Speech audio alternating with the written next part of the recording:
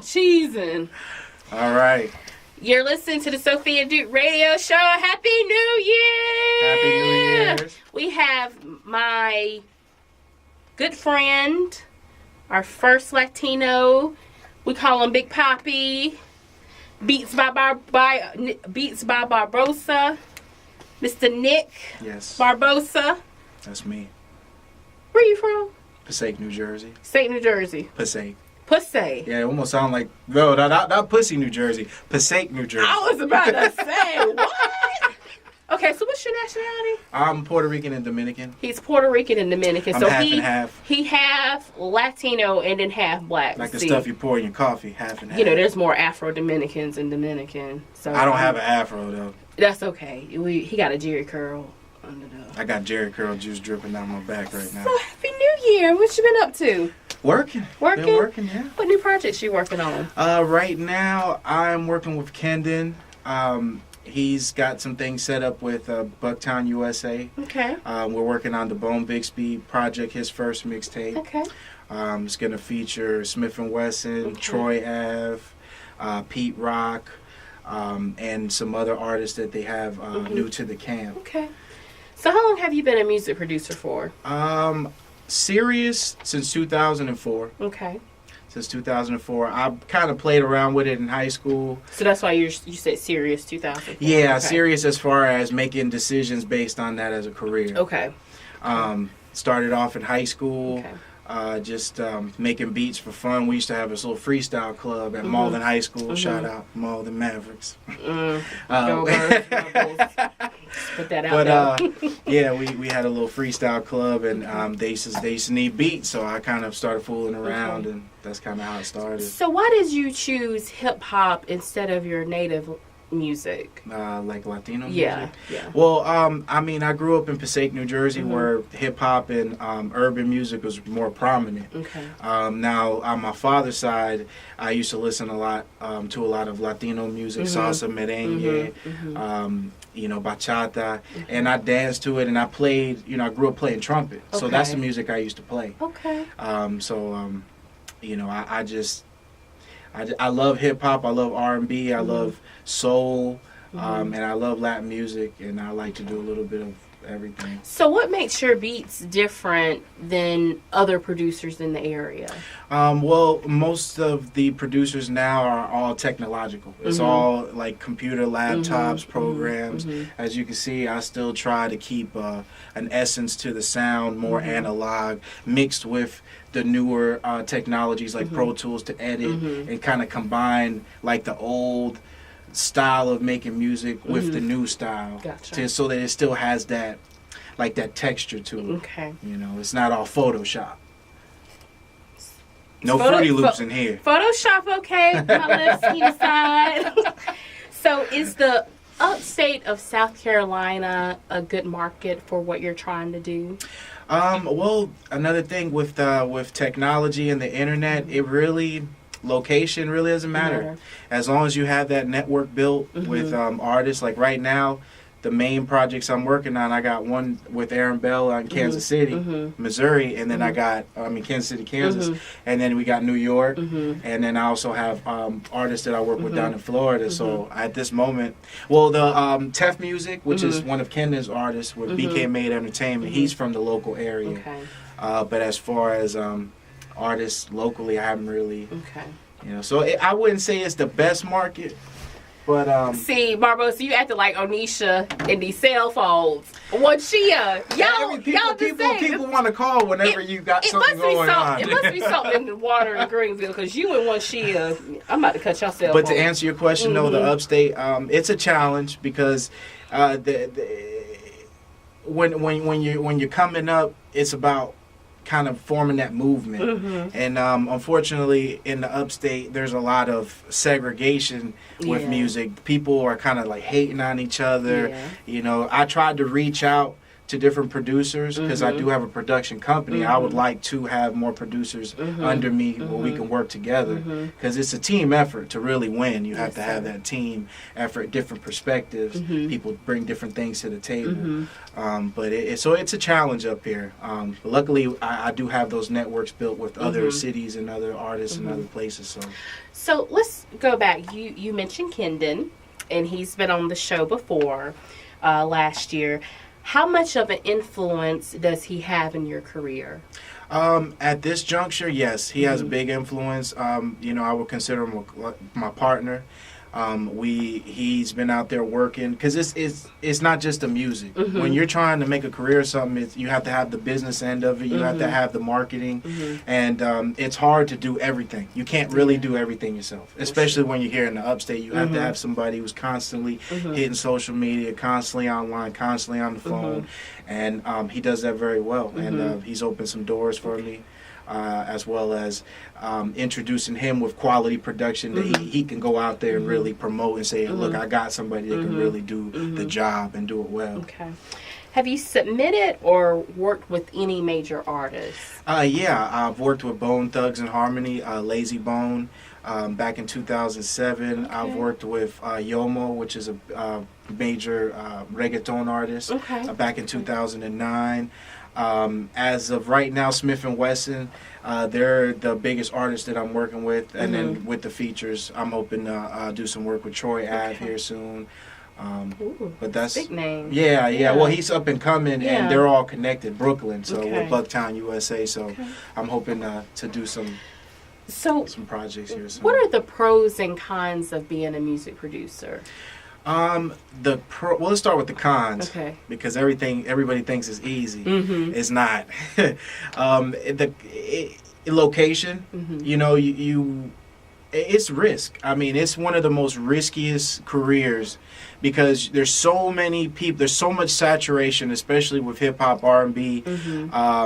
There's so much saturation that people are very quick to dismiss something. Yeah. If it doesn't smell professional, if it doesn't touch, taste, and feel professional, people are quick to just dismiss it. And so you have to constantly keep taking it to the next level. It's like being a sports athlete. You're only as good as your last production. Right. If your production doesn't constantly get better and better, sound better, you're not constantly making moves. It's a difficult avenue to make anything of it, money-wise. You can have fun, you get here and produce. When you're trying to make money, I mean, you have to seriously be on your grind. So the cons are, it's a risky game. You could put all your money, you could put your life savings into it and not make nothing of it and lose it all.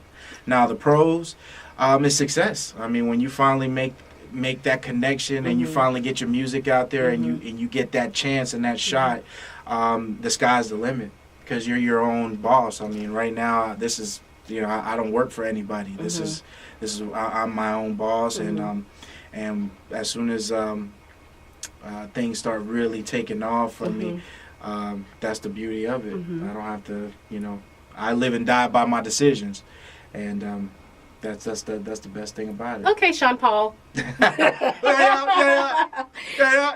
So, where do you see Beats by? Can I say your name right? Barbosa. Yeah. You sure? Yeah.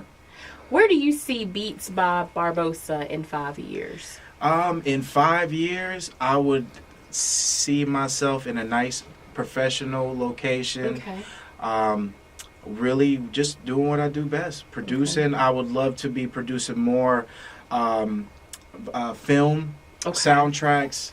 I've done some work before with Smith & Wesson and Wild Seed Films with the for Colored Boys. I did the music on episode 1, which you guys have the link to. So I would like to do more post-production, not necessarily just confide in just artists, just regular style music. I want to do other things, commercial music for commercials. I would like to be doing scores, like the RZA with Afro Samurai. I would love to be a part of just a team of individuals doing a little bit of everything. So can you tell us what is For Colored Boys? For Colored Boys is a film about the struggle of a man who just gets out of prison and he's trying to reconnect with his family and kind of pick up the pieces. as well as dealing with his own personal demons. And Kendon actually came to me with the offer. I submitted some music to Steele, who's in charge. General Steele is in charge of the music for the show, and he fell in love with some music that I sent him that he felt would fit right, and we just kind of got to work. So we're going to take a break, but before we go on break, we're going to listen to a song that you produced by Aaron Bell featuring Davin, which is called Take Me Back. Do you have anything you want to say about this song? Shout out to Aaron Bell, Kansas City. That's my dude right there. He's got some big things coming up.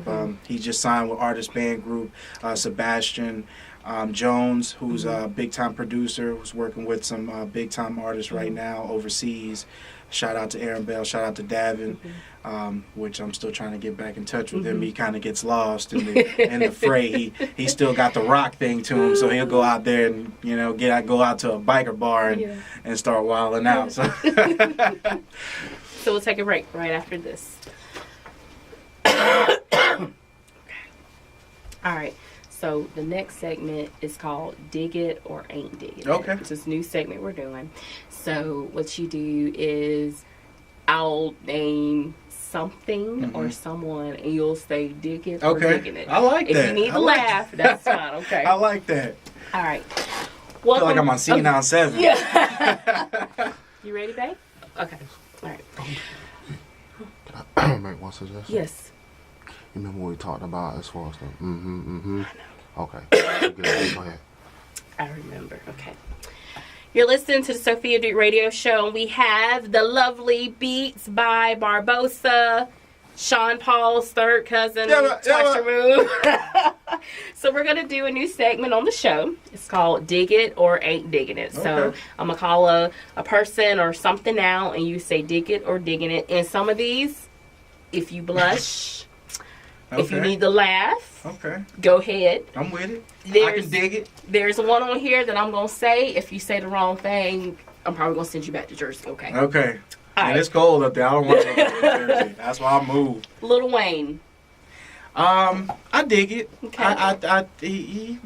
Can we elaborate a little bit? We can. He's done a great job keeping himself relevant. Mm-hmm. Music is constantly changing, and you have to give hats off to any artist who just constantly keeps evolving and keeps coming with something to attract that attention. So I definitely can dig it. I dig his work ethic. Okay. He's a hard worker. J. Cole. Oh, I dig it. Okay. Yeah, I dig it. Lyricist. And he's a grinder. He's from North Carolina, right? No, he's originally from Anderson, Central. I think. Yeah, I think he's originally from Anderson. So shout out J. Cole. Maybe we'll work on something. Holla at me. Nicki Minaj. Oh, I dig it. Yeah, I dig it. Why do you dig it? Man, I don't know. Can we talk about those things? No. PG-13. I think anybody who's unique and original, I mean, she definitely is a character.